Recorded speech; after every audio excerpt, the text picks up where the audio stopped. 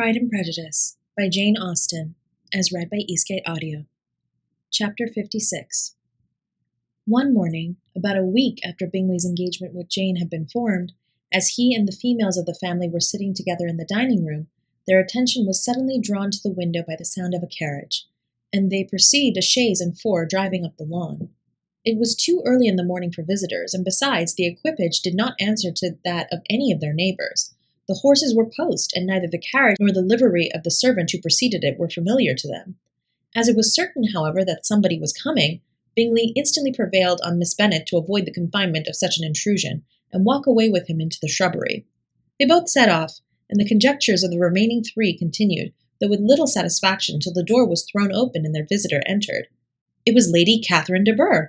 They were, of course, all intending to be surprised, but their astonishment was beyond their expectation, and on the part of Mrs. Bennet and Kitty, though she was perfectly unknown to them, even inferior to what Elizabeth felt. She entered the room with an air more than usually ungracious, made no other reply to Elizabeth's salutation than a slight inclination of the head, and sat down without saying a word.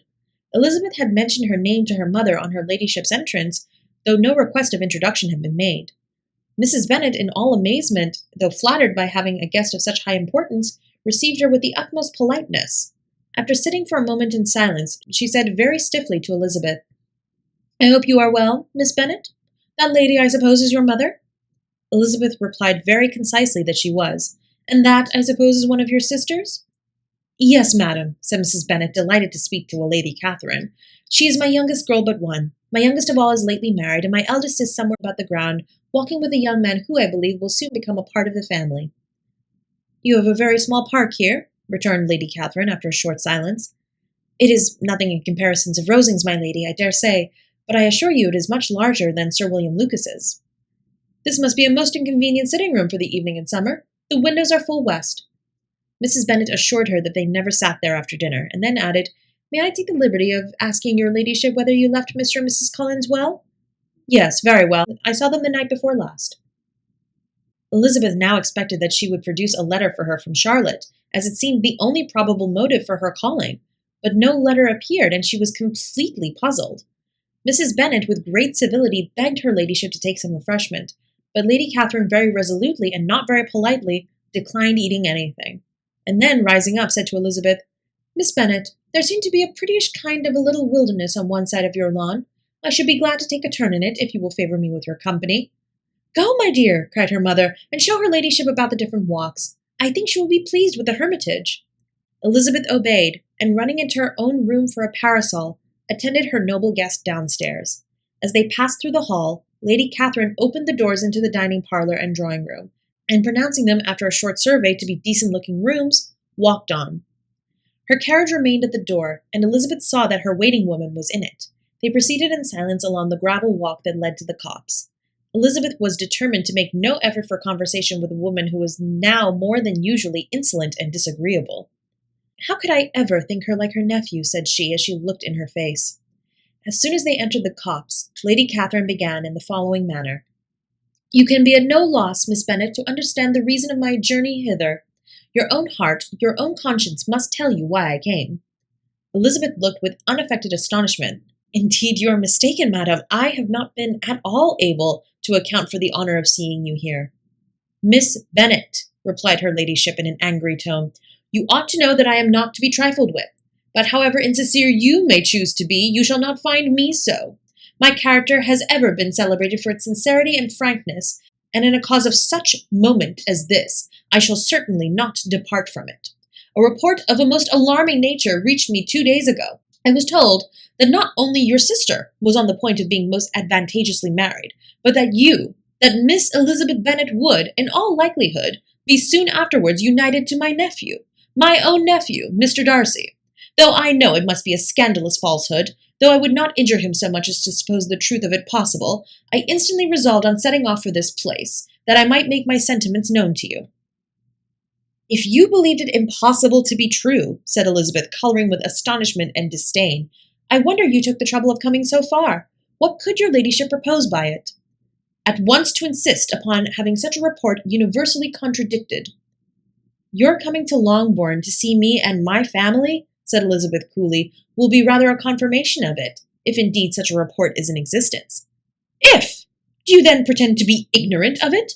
Has it not been industriously circulated by yourselves? Do you not know that such a report is spread abroad? I never said that it was. And can you likewise declare that there is no foundation for it? I do not pretend to possess equal frankness with your ladyship. You may ask questions which I shall choose not to answer. This is not to be borne. Miss Bennet, I insist on being satisfied. Has my nephew, made you an offer of marriage? Your ladyship has declared it to be impossible. It ought to be so. It must be so, while he retains the use of his reason. But your arts and allurements may, in a moment of infatuation, have made him forget what he owes to himself and to all his family. You may have drawn him in. If I have, I shall be the last person to confess it. Miss Bennet, do you know who I am? I have not been accustomed to such language as this. I am almost the nearest relation he has in the world, and am entitled to know all his dearest concerns. But you are not entitled to know mine, nor will such behavior as this ever induce me to be explicit. Let me be rightly understood. This match to which you have the presumption to aspire can never take place. No, never. Mr. Darcy is engaged to my daughter. Now what have you to say? Only this, that if he is so, you can have no reason to suppose he will make an offer to me. Lady Catherine hesitated for a moment, and then replied, The engagement between them is of a peculiar kind. From their infancy, they have been intended for each other. It was the favourite wish of his mother, as well as of hers. While in their cradles, we planned the union. And now, at the moment when the wishes of both sisters would be accomplished, is their marriage to be prevented by a young woman of inferior birth, of no importance in the world, and wholly unallied to the family? Do you pay no regard to the wishes of his friends, to his tacit engagement with Miss de Bourgh? Are you lost to every feeling of propriety and delicacy? Have you not heard me say that from his earliest hours he was destined for his cousin? Yes, and I had heard it before, but what is that to me? If there is no other objection to my marrying your nephew, I shall certainly not be kept from it, by knowing that his mother and aunt wished him to marry Miss de Bourgh. You both did as much as you could in planning the marriage. Its completion depended on others. If Mr. Darcy is neither by honour nor inclination confined to his cousin, why is not he to make another choice? And if I am that choice, why may not I accept him? Because honour, decorum, prudence, nay, interest, forbid it. Yes, Miss Bennet, interest, for do not expect to be noticed by his family or friends if you wilfully act against the inclinations of all. You will be censured, slighted, and despised by everyone connected with him. Your alliance will be a disgrace. Your name will never even be mentioned by any of us. These are heavy misfortunes, replied Elizabeth, but the wife of Mr. Darcy must have extraordinary sources of happiness necessarily attached to her situation, that she could, upon the whole, have no cause to repine. Obstinate, headstrong girl, I am ashamed of you. Is this your gratitude for my attentions to you last spring? Is nothing due to me on that score? Let us sit down. You are to understand, Miss Bennet, that I came here with a determined resolution of carrying my purpose, nor will I be dissuaded from it. I have not been used to submit to any person's whims. I have not been in the habit of brooking disappointment. That will make your ladyship's situation at present more pitiable, but it will have no effect on me. I will not be interrupted. Hear me in silence. My daughter and nephew are formed for each other. They are descended on the maternal side from the same noble line, and on the father's from respectable, honourable, and ancient, though untitled, families. Their fortune on both sides is splendid. They are destined for each other by the voice of every member of their respective houses, and what is to divide them? The upstart pretensions of a young woman without family, connections, or fortune. Is this to be endured? But it must not, shall not be. If you were sensible of your own good, you would not wish to quit the sphere in which you have been brought up. In marrying your nephew, I should not consider myself as quitting that sphere. He is a gentleman, I am a gentleman's daughter. So far we are equal. True, you are a gentleman's daughter. But what was your mother? Who are your uncles and aunts? Do not imagine me ignorant of their condition. Whatever my connections may be, said Elizabeth, if your nephew does not object to them, they can be nothing to you. Tell me once and for all, are you engaged to him? Though Elizabeth would not, for the mere purpose of obliging Lady Catherine, have answered this question, she could not but say, after a moment's deliberation, I am not. Lady Catherine seemed pleased. And will you promise me never to enter into such an engagement? I will make no promise of the kind. Miss Bennet, I am shocked and astonished. I expected to find a more reasonable young woman, but do not deceive yourself into a belief that I will ever recede. I shall not go away till you have given me the assurance I require, and I certainly never shall give it. I am not to be intimidated into anything so wholly unreasonable. Your ladyship wants Mr. Darcy to marry your daughter, but would my giving you the wished-for promise make their marriage at all more probable? Supposing him to be attached to me, would my refusing to accept his hand make him wish to bestow it on his cousin? Allow me to say, Lady Catherine, that the arguments with which you have supported this extraordinary application have been as frivolous as the application was ill-judged. You have widely mistaken my character if you think I can be worked on by such persuasions as these. How far your nephew might approve of your interference in his affairs, I cannot tell, but you certainly have no right to concern yourself in mine. I must beg, therefore, to be inopportuned no further on the subject. Not so hasty, if you please. I have by no means done. To all the objections I have already urged, I have still another to add.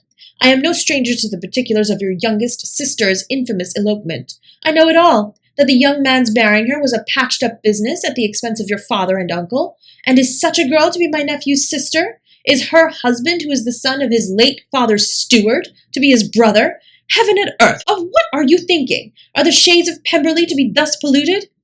You can now have nothing further to say, she resentfully answered. You have insulted me in every possible method. I must beg to return to the house. And she rose as she spoke. Lady Catherine rose also, and they turned back. Her ladyship was highly incensed. You have no regard, then, for the honor and credit of my nephew. Unfeeling, selfish girl. Do you not consider that a connection with you must disgrace him in the eyes of everybody? Lady Catherine, I have nothing further to say. You know my sentiments. You are then resolved to have him? I have said no such thing. I am only resolved to act in that manner which will, in my own opinion, constitute my happiness, without reference to you, or to any person so wholly unconnected with me. It is well. You refuse then to oblige me. You refuse to obey the claims of duty, honor, and gratitude. You are determined to ruin him in the opinion of all his friends, and make him the contempt of the world. Neither duty, nor honor, nor gratitude, replied Elizabeth, has any possible claim on me in the present instance. No principle of either would be violated by my marriage with Mr. Darcy, and with regard to the resentment of his family or the indignation of the world, if the former were excited by his marrying me, it would not give me one moment's concern, and the world in general would have too much sense to join in the scorn. And this is your real opinion? This is your final resolve? Very well. I shall now know how to act. Do not imagine, Miss Bennet, that your ambition will ever be satisfied. I came to try you. I hope to find you reasonable, but depend upon it, I will carry my point. In this manner, Lady Catherine talked on till they were at the door of the carriage, when turning hastily around, she added, I take no leave of you, Miss Bennet. I send no compliments to your mother. You deserve no such attention. I am most seriously displeased. Elizabeth made no answer, and without attempting to persuade her ladyship to return into the house, walked quietly into it herself. She heard the carriage drive away as she proceeded upstairs. Her mother impatiently met her at the door of her dressing-room to ask why Lady Catherine would not come in again and rest herself. She did not choose it, said her daughter. She would go. She is a very fine-looking woman, and her calling here was prodigiously civil, for she only came, I suppose, to tell us the Collinses were well. She is on her road somewhere, I dare say, and so passing through Meryton, thought she might as well call on you. I suppose she had nothing particular to say to you, Lizzie? Elizabeth was forced to give in to a little falsehood here, for to acknowledge the substance of their conversation was impossible. Chapter 57. The discomposure of spirits which this extraordinary visit threw Elizabeth into could not be easily overcome, nor could she for many hours learn to think of it less than incessantly. Lady Catherine, it appeared, had actually taken the trouble of this journey from Rosings for the sole purpose of breaking off her supposed engagement with Mr. Darcy. It was a rational scheme, to be sure, but from what the report of their engagement could originate, Elizabeth was at a loss to imagine, till she recollected that his being the intimate friend of Bingley, and her being the sister of Jane, was enough at a time when the expectation of one wedding made everybody eager for another to supply the idea. She had not herself forgotten to feel that the marriage of her sister must bring them more frequently together. And her neighbours at Lucas Lodge, therefore, for through their communication with the Collinses the report, she concluded, had reached Lady Catherine, had only set that down as almost certain and immediate, which she had looked forward to as possible at some future time. In revolving Lady Catherine's expressions, however, she could not help feeling some uneasiness as to the possible consequence of her persisting in this interference. From what she had said of her resolution to prevent the marriage, it occurred to Elizabeth that she must mediate an application to her nephew, and how he might take a similar representation of the evils attached to a connection with her she dare not pronounce. She knew not the exact degree of his affection for his aunt, or his dependence on her judgment, but it was natural to suppose that he thought much higher of her ladyship than she could do, and it was certain that in enumerating the miseries of a marriage with one whose immediate connections were so unequal to his own, his aunt would address him on his weakest side. With his notions of dignity, he would probably feel that the arguments, which to Elizabeth had appeared weak and ridiculous, contained much good sense and solid reasoning. If he had been wavering before as to what he should do, which had often seemed likely, the advice and entreaty of so near a relation might settle every doubt and determine him at once to be as happy as dignity unblemished could make him. In that case, he would return no more. Lady Catherine might see him in her way through town, and his engagement to Bingley of coming again to Netherfield must give way. If, therefore, an excuse for not keeping his promise should come to his friend within a few days, she added, I shall know how to understand it. I shall then give over every expectation, every wish of his constancy. If he is satisfied with only regretting me, when he might have obtained my affections in hand, I shall soon cease to regret him at all. The surprise of the rest of the family, on hearing who their visitor had been, was very great, but they obligingly satisfied it with the same kind of supposition which had appeased Mrs. Bennet's curiosity, and Elizabeth was spared from much teasing on the subject. The next morning, as she was going downstairs, she was met by her father, who came out of his library with a letter in his hand. Lizzie, said he, I was going to look for you. Come into my room. She followed him thither, and her curiosity to know what he had to tell her was heightened by the supposition of its being in some manner connected with the letter he held. It suddenly struck her that it might be from Lady Catherine, and she anticipated with dismay all the consequent explanations.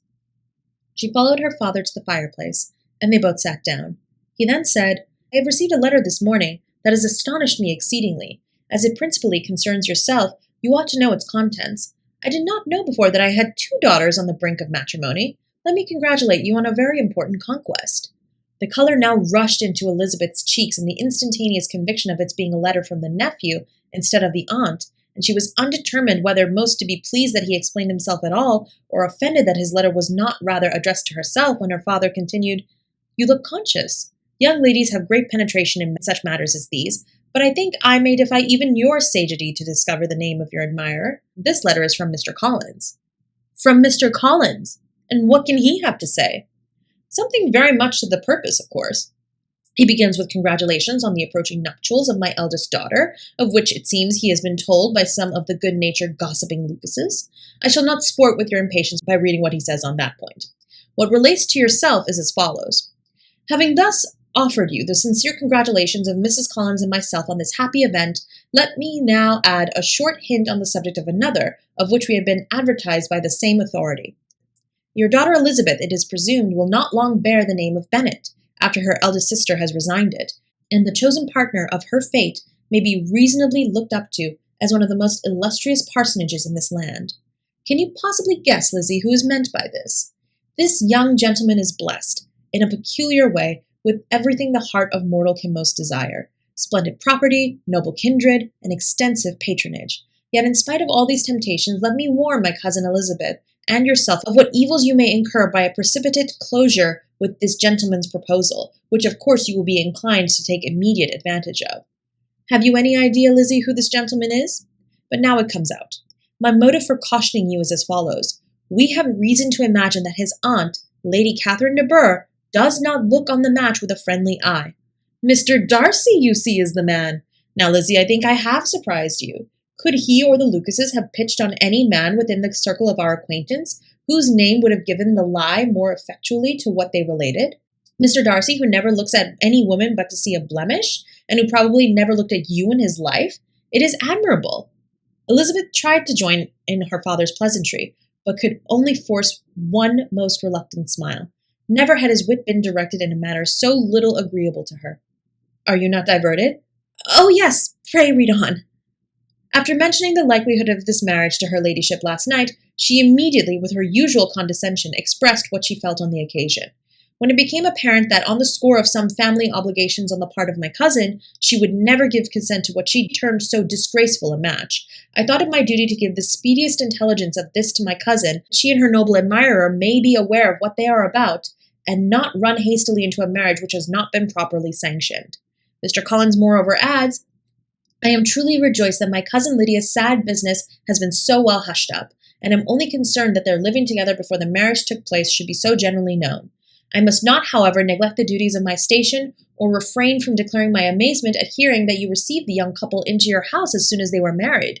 It was an encouragement of vice, and had I been the rector of Longbourn, I should very strenuously have opposed it. You ought certainly to forgive them as a Christian, but never to admit them in your sight, or allow their names to be mentioned in your hearing. That is his notion of Christian forgiveness. The rest of his letter is only about his dear Charlotte's situation and his expectation of a young olive branch. But Lizzie, you look as if you did not enjoy it. You are not going to be missish, I hope, and pretend to be affronted at an idle report. For what do we live but to make sport for our neighbours and laugh at them in our turn? Oh, cried Elizabeth, I am exceedingly diverted. But it is so strange. Yes, that is what makes it amusing. Had they fixed on any other man, it would have been nothing, but his perfect indifference and your pointed dislike make it so delightfully absurd. Much as I abominate writing, I would not give up Mr. Collins's correspondence for any consideration. Nay, when I read a letter of this, I cannot help giving him the preference even over Wickham, much as I value the impudence and hypocrisy of my son-in-law. And pray, Lizzie, what said Lady Catherine about this report? Did she call to refuse her consent? To this question his daughter replied only with a laugh, and as it had been asked without the least suspicion, she was not distressed by his repeating it. Elizabeth had never been more at a loss to make her feelings appear what they were not. It was necessary to laugh when she would rather have cried.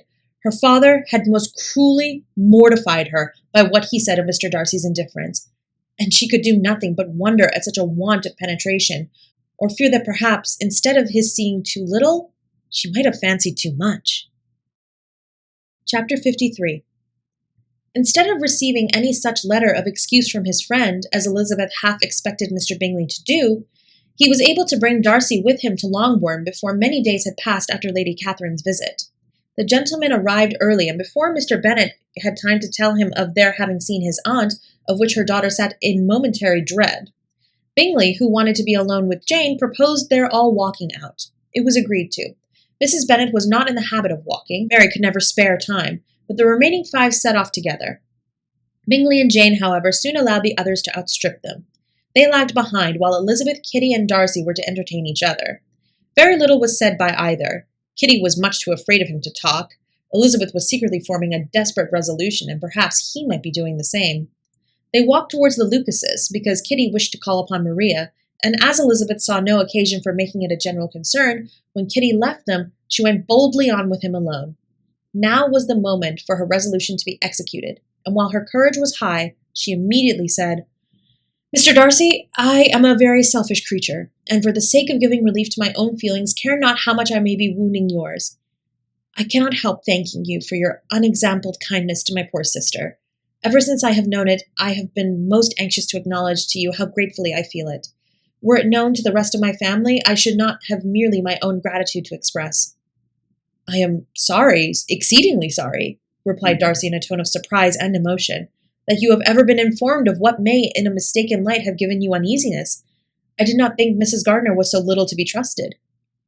You must not blame my aunt. Lydia's thoughtlessness first betrayed to me that you had been concerned in the matter, and, of course, I could not rest till I knew the particulars. Let me thank you again and again, in the name of all my family, for that generous compassion which induced you to take so much trouble and bear so many mortifications for the sake of discovering them. If you will thank me, he replied, let it be for yourself alone, that the wish of giving happiness to you might add force to the other inducements which led me on. I shall not attempt to deny. But your family owe me nothing. Much as I respect them, I believe I thought only of you. Elizabeth was too much embarrassed to say a word. After a short pause, her companion added, You are too generous to trifle with me. If your feelings are still what they were last April, tell me so at once. My affections and wishes are unchanged, but one word from you will silence me on this subject forever. Elizabeth, feeling all the more than common awkwardness and anxiety of his situation, now forced herself to speak, and immediately, though not very fluently, gave him to understand that her sentiments had undergone so material a change since the period which he alluded as to make her receive with gratitude and pleasure his present assurances. The happiness which this reply produced was such as he had probably never felt before, and he expressed himself on the occasion as sensibly and as warmly as a man violently in love can be supposed to do.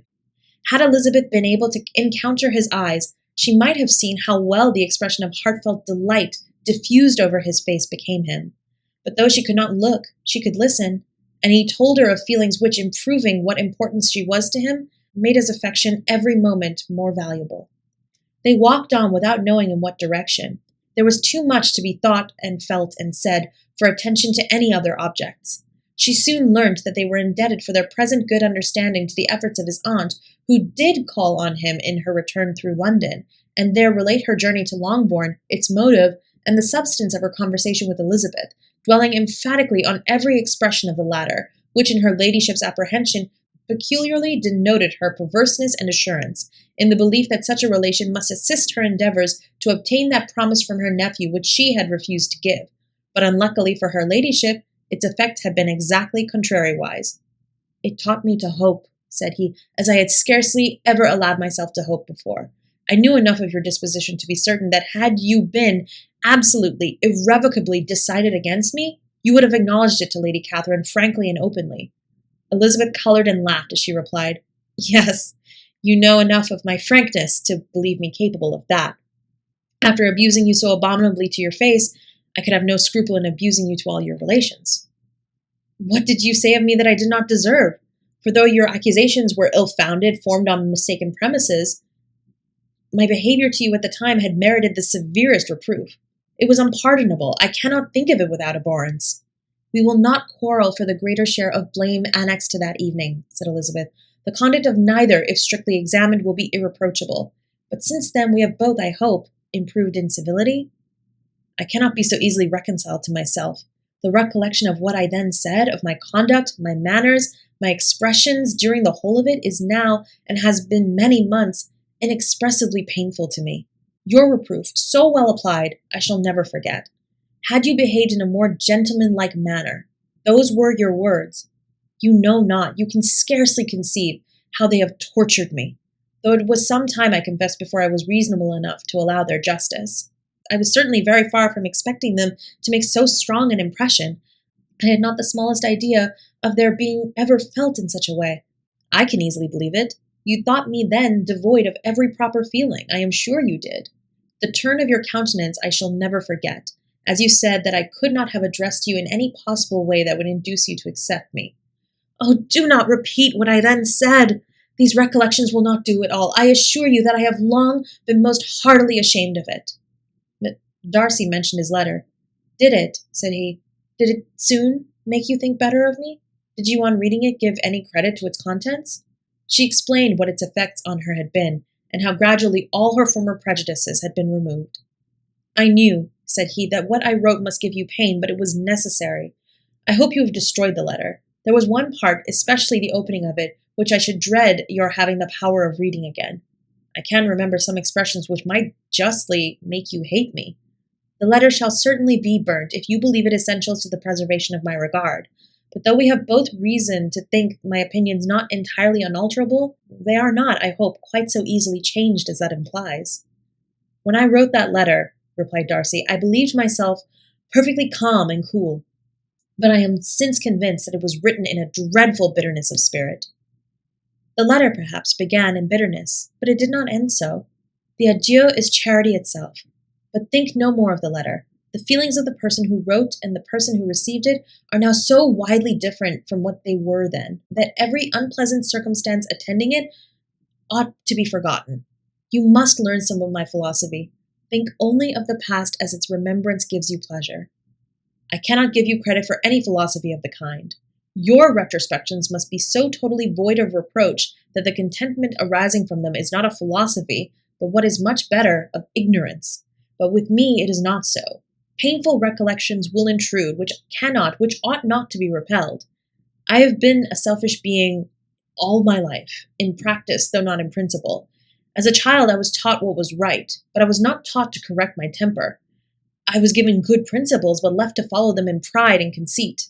Unfortunately, an only son, for many years an only child, I was spoiled by my parents, who, though good themselves, my father particularly, all that was benevolent and amiable, allowed, encouraged, almost taught me to be selfish and overbearing, to care for none beyond my own family circle, to think meanly of all the rest of the world, to wish at least to think meanly of their sense and worth compared with my own. Such I was from 8 to 28, and such I might still have been but for you, dearest, loveliest Elizabeth. What do I not owe you? You taught me a lesson, hard indeed at first, but most advantageous. By you I was properly humbled. I came to you without a doubt of my reception. You showed me how insufficient were all my pretensions to please a woman worthy of being pleased. Had you then persuaded yourself that I should? Indeed I had. What will you think of my vanity? I believed you to be wishing, expecting my addresses. My manners must have been in fault, but not intentionally, I assure you. I never meant to deceive you, but my spirits might often lead me wrong. How you must have hated me after that evening. Hate you? I was angry, perhaps, at first, but my anger soon began to take a proper direction. I am almost afraid of asking what you thought of me when we met at Pemberley. You blamed me for coming? No, indeed, I felt nothing but surprise. Your surprise could not be greater than mine in being noticed by you. My conscience told me that I deserved no extraordinary politeness, and I confess that I did not expect to receive more than my due. My object then, replied Darcy, was to show you, by every civility in my power, that I was not so mean as to resent the past, and I hoped to obtain your forgiveness, to lessen your ill opinion, by letting you see that your reproofs had been attended to. How soon any other wishes introduced themselves I can hardly tell, but I believe in about half an hour after I had seen you.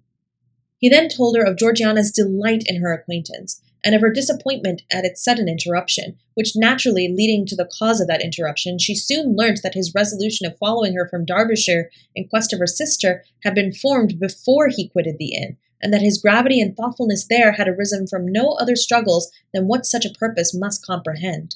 She expressed her gratitude again, but it was too painful a subject to each to be dwelt on further. After walking several miles in a leisurely manner, and too busy to know anything about it, they found at last, on examining their watches, that it was time to be at home. What could have become of Mr. Bingley and Jane was a wonder which introduced the discussion of their affairs. Darcy was delighted with their engagement. His friend had given him the earliest information of it. I must ask whether you were surprised, said Elizabeth. Not at all. When I went away, I felt that it would soon happen. That is to say, you had given your permission. I guessed as much. And though he exclaimed at the term, she found that it had been pretty much the case.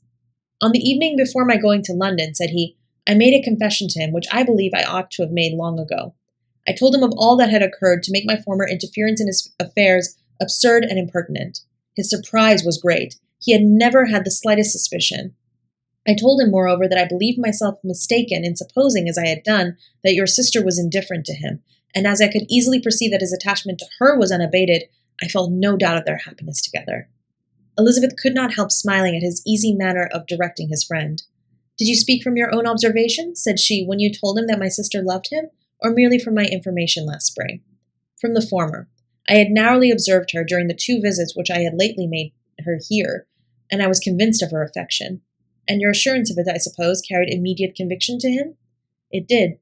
Bingley is most unaffectedly modest. His diffidence had prevented his depending on his own judgment in so anxious a case, but his reliance on mine made everything easy. I was obliged to confess one thing which for a time, and not unjustly, offended him. I could not allow myself to conceal that your sister had been in town 3 months last winter, that I had known it and purposely kept it from him. He was angry, but his anger, I am persuaded, lasted no longer than he remained in any doubt of your sister's sentiments. He has heartily forgiven me now. Elizabeth longed to observe that Mr. Bingley had been a most delightful friend, so easily guided that his worth was invaluable. But she checked herself. She remembered that he had yet to learn to be laughed at, and it was rather too early to begin. In anticipating the happiness of Bingley, which was of course to be inferior only to his own, he continued the conversation till they reached the house. In the hall, they parted. Chapter 59. My dear Lizzie, where can you have been walking to? Was a question which Elizabeth received from Jane as soon as she entered the room, and from all the others when they sat down to table. She had only to say in reply that they had wandered about till she was beyond her own knowledge. She colored as she spoke, but neither that nor anything else awakened a suspicion of the truth. The evening passed quietly, unmarked by anything extraordinary. The acknowledged lovers talked and laughed. The unacknowledged were silent. Darcy was not of a disposition in which happiness overflows in mirth, and Elizabeth, agitated and confused, rather knew that she was happy than felt herself to be so, for besides the immediate embarrassment, there were other evils before her. She anticipated what would be felt in the family when her situation became known. She was aware that no one liked him but Jane, and even feared that with the others it was a dislike, which not all his fortune and consequence might do away. At night, she opened her heart to Jane. Though suspicion was very far from Miss Bennet's general habits, she was absolutely incredulous here. "You are joking, Lizzie. This cannot be. Engaged to Mr. Darcy? No, you shall not deceive me. I know it to be impossible." "This is a wretched beginning indeed. My sole dependence was on you, and I am sure nobody else will believe me if you do not. Yet, indeed, I am in earnest. I speak nothing but the truth. He still loves me, and we are engaged." Jane looked at her doubtingly. "Oh, Lizzie, it cannot be. I know how much you dislike him." "You know nothing of the matter. That is all to be forgot. Perhaps I did not always love him so well as I do now, but in such cases as these, a good memory is unpardonable. This is the last time I shall ever remember it myself." Miss Bennet still looked all amazement. Elizabeth again and more seriously assured her of its truth. "Good heaven, can it be really so? Yet now I must believe you," cried Jane. "My dear, dear Lizzie, I do congratulate you, but are you certain— forgive the question— are you quite certain that you can be happy with him?" "There can be no doubt of that. It is settled between us already that we are to be the happiest couple in the world. But are you pleased, Jane? Shall you like to have such a brother?" "Very, very much. Nothing could give either Bingley or myself more delight. But we considered it, we talked of it as impossible. And do you really love him quite well enough? Oh, Lizzie, do anything rather than marry without affection. Are you quite sure that you feel what you ought to do?" "Oh, yes. You will only think I feel more than what I ought to do when I tell you all." "What do you mean?" "Why, I must confess that I love him better than I do Bingley. I am afraid you will be angry." "My dearest sister, now be serious. I want to talk very seriously. Let me know everything that I am to know without delay. Will you tell me how long you have loved him?" "It has been coming on so gradually that I hardly know when it began, but I believe it must date it from my first seeing his beautiful grounds at Pemberley." Another entreaty that she would be serious, however, produced the desired effect, and she soon satisfied Jane by her solemn assurances of attachment. When convinced on that article, Miss Bennet had nothing further to wish. "Now I am quite happy," said she, "for you will be as happy as myself. I always had a value for him. Were it for nothing but his love of you, I must always have esteemed him. But now as Bingley's friend and your husband, there can be only Bingley and yourself more dear to me. But Lizzie, you have been very sly, very reserved with me. How little did you tell me of what passed at Pemberley and Lambton? I owe all that I know of it to another, not to you." Elizabeth told her the motives of her secrecy. She had been unwilling to mention Bingley, and the unsettled state of her own feelings had made her equally avoid the name of his friend, but now she would no longer conceal from her his share in Lydia's marriage. All was acknowledged, and half the night spent in conversation. "Good gracious!" cried Mrs. Bennet as she stood at a window the next morning. "If that disagreeable Mr. Darcy is not coming here again with our dear Bingley! What can he mean by being so tiresome as to be always coming here? I had no notion that he would go a-shooting or something or other, and not disturb us with his company. What shall we do with him? Lizzie, you must walk out with him again, that he may not be in Bingley's way." Elizabeth could hardly help laughing at so convenient a proposal, yet was really vexed that her mother should be always giving him such an epithet. As soon as they entered, Bingley looked at her so expressively and shook hands with such warmth as left no doubt of his good information, and he soon afterwards said aloud, "Mrs. Bennet, have you no more lanes hereabouts in which Lizzie may lose her way again today?" "I advise Mr. Darcy and Lizzie and Kitty," said Mrs. Bennet, "to walk to Oakham Mount this morning. It is a nice long walk, and Mr. Darcy has never seen the view." "It may do very well for the others," replied Mr. Bingley, "but I am sure it will be too much for Kitty. Won't it, Kitty?" Kitty owned that she had rather stay at home. Darcy professed a great curiosity to see the view from the Mount, and Elizabeth silently consented. As she went upstairs to get ready, Mrs. Bennet followed her, saying, "I am quite sorry, Lizzie, that you should be forced to have that disagreeable man all to herself, but I hope you will not mind it. It is all for Jane's sake, you know, and there is no occasion for talking to him except just now and then, so do not put yourself to inconvenience." During their walk, it was resolved that Mr. Bennet's consent should be asked in the course of the evening. Elizabeth reserved to herself the application for her mother's. She could not determine how her mother would take it, sometimes doubting whether all his wealth and grandeur would be enough to overcome her abhorrence of the man. But whether she were violently set against the match or violently delighted with it, it was certain that her manner would be equally ill-equipped to do credit to her sense, and she could no more bear that Mr. Darcy should hear the first raptures of her joy than the first vehemence of her disapprobation. In the evening, Mr. Darcy rise also and follow him, and her agitation on seeing it was extreme. She did not fear her father's opposition, but he was going to be made unhappy, and that it should be through her means that she, his favorite child, should be distressing him by her choice, should be filling him with fears and regrets in disposing of her, was a wretched reflection, and she sat in misery till Mr. Darcy appeared again, when, looking at him, she was a little relieved by his smile. In a few minutes he approached the table where she was sitting with Kitty, and while pretending to admire her work, said in a whisper, "Go to your father, he wants you in the library." She was gone directly. Her father was walking about the room, looking grave and serious. "Lizzie," said he, "what are you doing? Are you out of your senses to be accepting this man? Have you not always hated him?" How earnestly did she then wish her former opinions had been more reasonable, her expressions more moderate. It would have spared her from explanations and professions, which it was exceedingly awkward to give, but they were now necessary, and she assured him with some confusion of her attachment to Mr. Darcy. "Or, in other words, you are determined to have him. He is rich, to be sure, and you may have more fine clothes and fine carriages than Jane, but will they make you happy?" "Have you any other objection," said Elizabeth, "than your belief of my indifference?" "None at all. We know him to be a proud, unpleasant sort of man, but this would be nothing if you really liked him."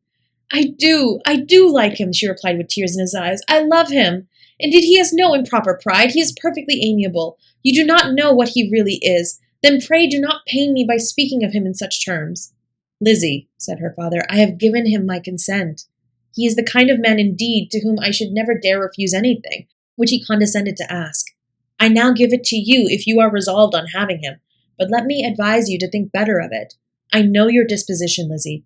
I know that you could be neither happy nor respectable unless you truly esteemed your husband, unless you looked up to him as a superior. Your lively talents would place you in the greatest danger in an unequal marriage. You could scarcely escape discredit and misery. My child, let me not have the grief of seeing you unable to respect your partner in life. You know not what you are about." Elizabeth, still more affected, was earnest and solemn in her reply, and at length, by repeated assurances that Mr. Darcy was really the object of her choice, by explaining the gradual change which her estimation of him had undergone, relating her absolute certainty that his affection was not the work of a day, but had stood the test of many months' suspense, and enumerating with energy all his good qualities, she did conquer her father's incredulity, and reconcile him to the match. "Well, my dear," said he, when she had ceased speaking, "I have no more to say. If this be the case, he deserves you. I could not have parted with you, my Lizzie, to any one less worthy." To complete the favorable impression, she then told him what Mr. Darcy had voluntarily done for Lydia. He heard her with astonishment. "This is an evening of wonders indeed. And so Darcy did everything, made up the match, gave the money, paid the fellow's debts, and got him his commission. So much the better. It will save me a world of trouble and economy. Had it been your uncle's doing, I must and would have paid him, but these violent young lovers carry everything their own way. I shall offer to pay him tomorrow. He will rant and storm about his love for you, and there will be an end to the matter." He then recollected her embarrassment a few days before on his reading Mr. Collins's letter, and after laughing at her some time, allowed her at last to go, saying, as she quitted the room, "If any young men come for Mary or Kitty, send them in, for I am quite at leisure." Elizabeth's mind was now relieved from a very heavy weight, and after half an hour's quiet reflection in her own room, she was able to join the others with tolerable composure. Everything was too recent for gaiety, but the evening passed tranquilly away. There was no longer anything material to be dreaded, and the comfort of ease and familiarity would come in time. When her mother went up to her dressing-room at night, she followed her and made the important communication. Its effect was most extraordinary, for on first hearing it, Mrs. Bennet sat quite still and unable to utter a syllable. Nor was it under many, many minutes that she could comprehend what she heard, though not in general backward to discredit what was for the advantage of her family, or that came in the shape of a lover to any of them. She began at length to recover, to fidget about in her chair, get up, sit down again, wonder, and bless herself. "Good gracious! Lord bless me! Only think! Dear me!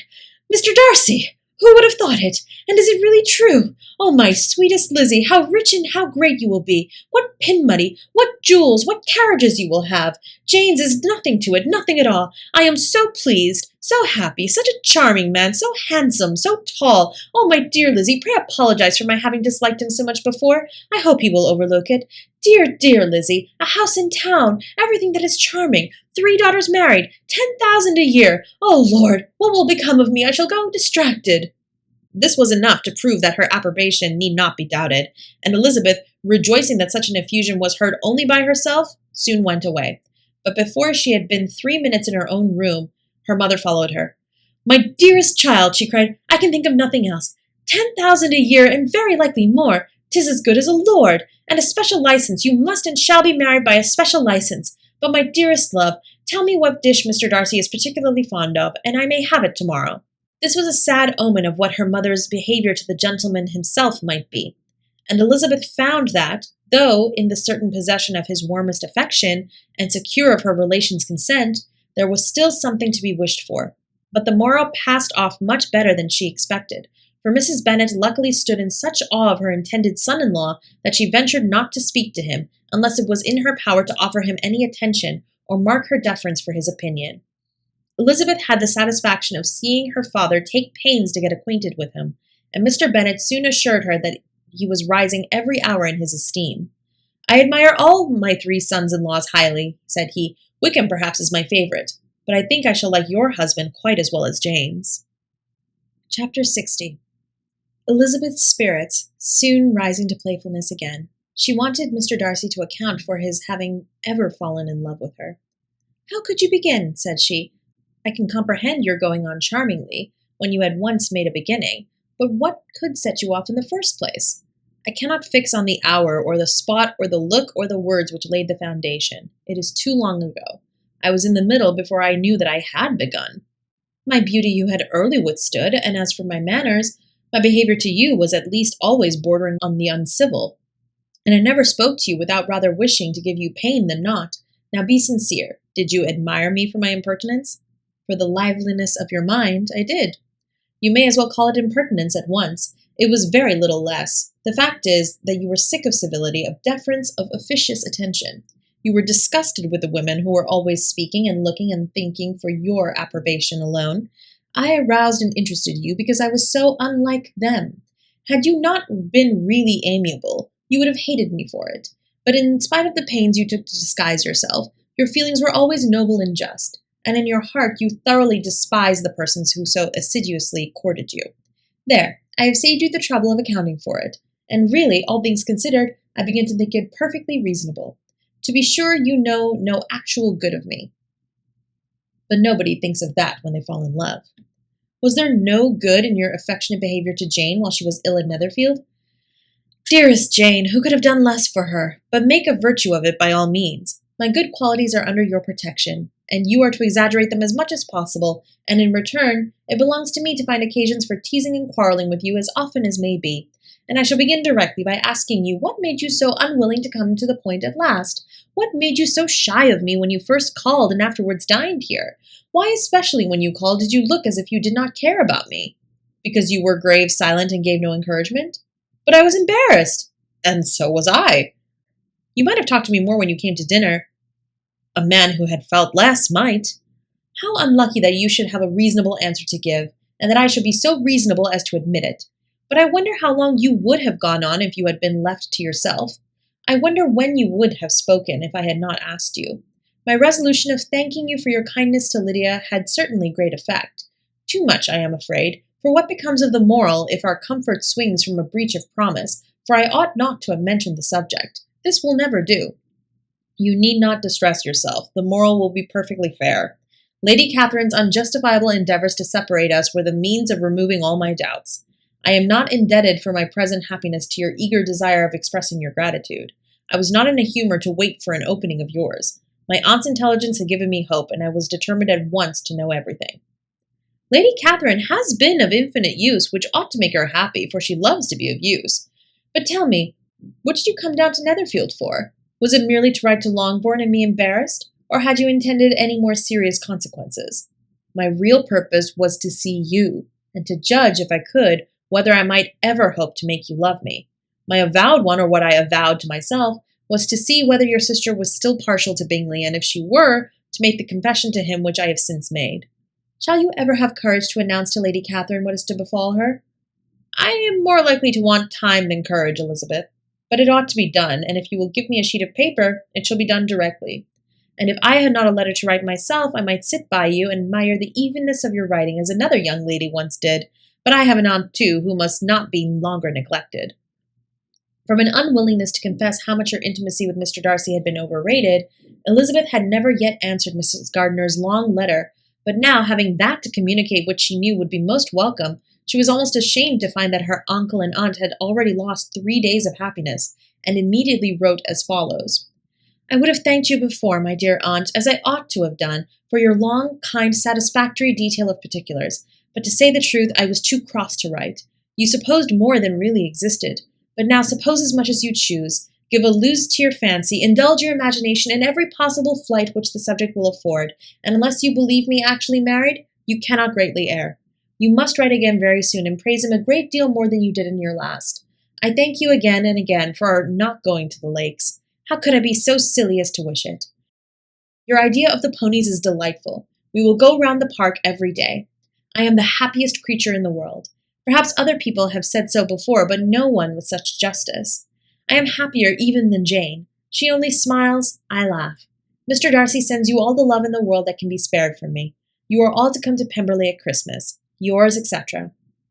Mr. Darcy's letter to Lady Catherine was in a different style, and still different from either was what Mr. Bennet sent to Mr. Collins in return for his last. Dear sir, I must trouble you once more for congratulations. Elizabeth will soon be the wife of Mr. Darcy. Console Lady Catherine as well as you can, but if I were you, I would stand by the nephew. He has more to give. Yours sincerely, etc. Miss Bingley's congratulations to her brother on his approaching marriage were all that was affectionate and insincere. She wrote even to Jane on the occasion to express her delight and repeat all her former professions of regard. Jane was not deceived, but she was affected, and though feeling no reliance on her, could not help writing her a much kinder answer than she knew was deserved. The joy with which Miss Darcy expressed on receiving similar information was as sincere as her brother's in sending it. 4 sides of paper were insufficient to contain all her delight, and all her earnest desire of being loved by her sister. Before any answer could arrive from Mr. Collins, or any congratulations to Elizabeth from his wife, the Longbourn family heard that the Collinses were come themselves to Lucas Lodge. The reason of this sudden removal was soon evident. Lady Catherine had been rendered so exceedingly angry by the contents of her nephew's letter that Charlotte, really rejoicing in the match, was anxious to get away till the storm was blown over. At such a moment, the arrival of her friend was a sincere pleasure to Elizabeth, though in the course of their meetings she must sometimes think the pleasure dearly bought when she saw Mr. Darcy exposed to all the parading and obsequious civility of her husband. He bore it, however, with admirable calmness. He could even listen to Sir William Lucas when he complimented him on carrying away the brightest jewel of the country, and expressed his hopes of their all meeting frequently at St. James's with very decent composure. If he did shrug his shoulders, it was not till Sir William was out of sight. Mrs. Phillips's vulgarity was another and perhaps greater tax on his forbearance, and though Mrs. Phillips, as well as her sister, stood too much in awe of him to speak with the familiarity which Bingley's good humour encouraged, yet whenever she did speak she must be vulgar. Nor was her respect for him, though it made her more quiet, was at all likely to make her more elegant. Elizabeth did all she could to shield him from the frequent notice of either, and was ever anxious to keep him to herself, and to wish those of her family with whom he might converse without mortification, and though the uncomfortable feelings arising from all this took from the season of courtship much of its pleasure, it added to the hope of the future, and she looked forward with delight to the time when they should be removed from society, so little pleasing to either, to all the comfort and elegance of their family party at Pemberley. Chapter 61. Happy for all her maternal feelings was the day on which Mrs. Bennet got rid of her 2 most deserving daughters. With what delighted pride she afterwards visited Mrs. Bingley and talked of Mrs. Darcy may be guessed. I wish I could say, for the sake of her family, that the accomplishment of her earnest desire in the establishment of so many of her children produced so happy an effect as to make her a sensible, amiable, well-informed woman for the rest of her life. Though perhaps it was lucky for her husband, who might not have relished domestic felicity in so unusual a form, that she still was occasionally nervous and invariably silly. Mr. Bennet missed his second daughter exceedingly. His affection for her drew him oftener from home than anything else could do. He delighted in going to Pemberley, especially when he was least expected. Mr. Bingley and Jane remained at Netherfield only a 12-month. So near a vicinity to her mother and Meryton relations was not desirable even to his easy temper or her affectionate heart. The darling wish of his sisters was then gratified. He bought an estate in a neighbouring county to Derbyshire, and Jane and Elizabeth, in addition to every other source of happiness, were within 30 miles of each other. Kitty, to her very material advantage, spent the chief of her time with her two eldest sisters. In society so superior to what she had generally known, her improvement was great. She was not of so ungovernable a temper as Lydia, and removed from the influence of Lydia's example, she became, by proper attention and management, less irritable, less ignorant, and less insipid. From the further disadvantage of Lydia's society she was of course carefully kept, and though Mrs. Wickham frequently invited her to come and stay with her, with the promise of balls and young men, her father would never consent to her going. Mary was the only daughter who remained at home, and she was necessarily drawn from the pursuit of accomplishments by Mrs. Bennet's being quite unable to sit alone. Mary was obliged to mix more with the world, but she could still moralize over every morning visit, and as she was no longer mortified by comparisons between her sister's beauty and her own, it was suspected by her father that she submitted to the change without much reluctance. As for Wickham and Lydia, their characters suffered no revolution from the marriage of her sisters. He bore with philosophy the conviction that Elizabeth must now become acquainted with whatever his ingratitude and falsehood had before been unknown to her, and in spite of everything, was not wholly without hope that Darcy might yet be prevailed on to make his fortune. The congratulatory letter which Elizabeth received from Lydia on her marriage explained to her that, by his wife at least, if not by himself, such a hope was cherished. The letter was to this effect: "My dear Lizzie, I wish you joy. If you love Mr. Darcy half as well as I do my dear Wickham, you must be very happy. It is a great comfort to have you so rich, and when you have nothing else to do, I hope you will think of us. I am sure Wickham would like a place at court very much, and I do not think we shall have quite the money to live upon without some help. Any place would do of about 300 or 400 a year, but however, do not speak to Mr. Darcy about it if you had rather not. Yours, etc." As it happened that Elizabeth had much rather not, she endeavoured in her answer to put an end to every entreaty and expectation of the kind. Such relief, however, as it was in her power to afford, the practice of what might be called economy in her own private expenses, she frequently sent them. It had always been evident to her that such an income as theirs, under the direction of two persons so extravagant in their wants and heedless of the future, must be very insufficient to their support, and whenever they changed their quarters, either Jane or herself were sure of being applied to for some little assistance towards discharging their bills. Their manner of living, even when the restoration of peace dismissed them to a home, was unsettled in the extreme. They were always moving from place to place in quest of a cheap situation, and always spending more than they ought. His affection for her soon sunk into indifference. Hers lasted a little longer, and in spite of her youth and her manners, she retained all the claims to reputation which her marriage had given her. Though Darcy could never receive him at Pemberley, yet, for Elizabeth's sake, he assisted him further in his profession. Lydia was occasionally a visitor there, when her husband was gone to enjoy himself in London or Bath, and with the Bingleys, they both of them frequently stayed so long that even Bingley's good humour was overcome, and he proceeded so far as to talk of giving them a hint to be gone. Miss Bingley was deeply mortified by Darcy's marriage, but as she thought it advisable to retain the right of visiting at Pemberley, she dropped all her resentment, was fonder than ever of Georgiana, almost as attentive as Darcy as heretofore, and paid off every arrear of civility to Elizabeth. Pemberley was now Georgiana's home, and the attachment of the sisters was exactly what Darcy had hoped to see. They were able to love each other even as well as they intended. Georgiana had the highest opinion in the world of Elizabeth, though at first she often listened with an astonishment bordering on alarm at her lively, sportive manner of talking to her brother. He who had always inspired in herself a respect which almost overcame her affection, she now saw the object of open pleasantry. Her mind received knowledge which had never before fallen her in a way. By Elizabeth's instructions, she began to comprehend that a woman may take liberties with her husband which a brother will not always allow in a sister more than 10 years younger than himself.